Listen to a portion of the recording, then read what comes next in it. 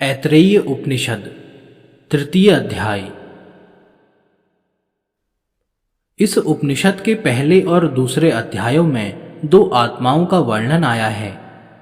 एक तो वह आत्मा परमात्मा जिसने इस सृष्टि की रचना की और सजीव पुरुष को प्रकट करके उसका सहयोग देने के लिए स्वयं उसमें प्रविष्ट हुआ।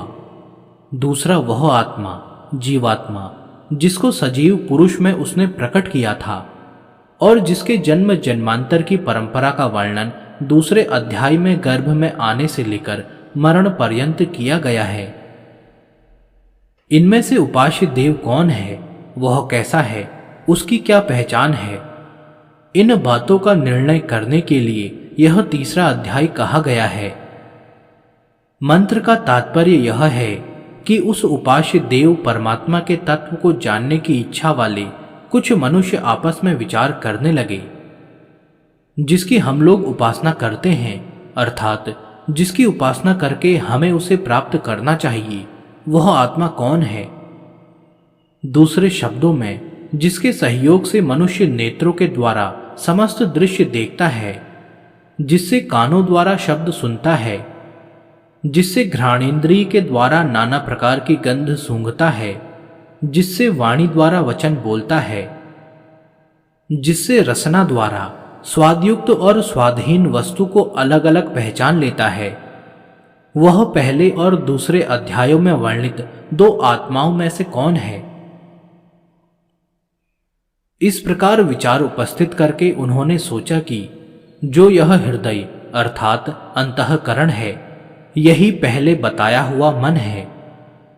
इस मन की जो यह सम्यक प्रकार से जानने की शक्ति देखने में आती है, अर्थात जो दूसरों पर आज्ञा द्वारा शासन करने की शक्ति, पदार्थों का अलग अलग विवेचन करके जानने की शक्ति, देखे सुने हुए पदार्थों को तत्काल समझ लेने की शक्ति, अनुभव को धारण करने की शक्ति, देखने की शक्ति, धैर्य अर्थात विचलित न होने की शक्ति, बुद्धि अर्थात निश्चय करने की शक्ति, मनन करने की शक्ति, वेग अर्थात क्षण भर में कहीं से कहीं चले जाने की शक्ति, स्मरण शक्ति, संकल्प शक्ति, मनोरथ शक्ति, प्राण शक्ति, कामना शक्ति और स्त्री सहवास आदि की अभिलाषा, इस प्रकार जो ये शक्तियां हैं, वे सब की सब उस स्वच्छ ज्ञान स्वरूप परमात्मा के नाम हैं, अर्थात उसकी सत्ता का बोध कराने वाले लक्षण हैं।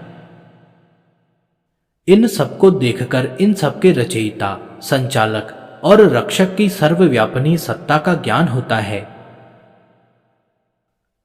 इस प्रकार विचार करके उन्होंने निश्चय किया कि सबको उत्पन्न करके सब प्रकार की शक्ति प्रदान करने वाले और उनकी रक्षा करने वाले स्वच्छ ज्ञान स्वरूप परमात्मा ही उपास्य देव हैं। ये ही ब्रह्मा हैं। ये ही पहले अध्याय में वर्णित इंद्र हैं। ये ही सबकी उत्पत्ति और पालन करने वाले समस्त प्रजाओं के स्वामी प्रजापति हैं।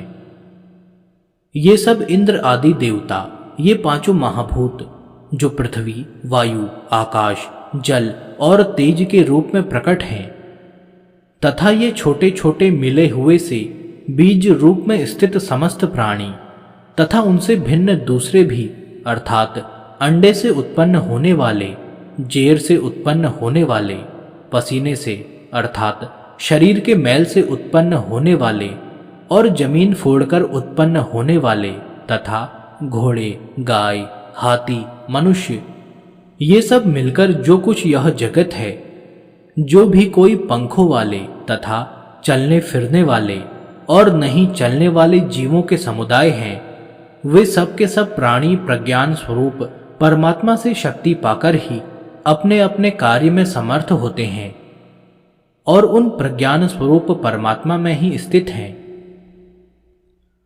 यह समस्त ब्रह्मांड प्रज्ञान स्वरूप परमात्मा की शक्ति से ही ज्ञान शक्ति युक्त है। इसकी स्थिति के आधार प्रज्ञान स्वरूप परमात्मा ही है।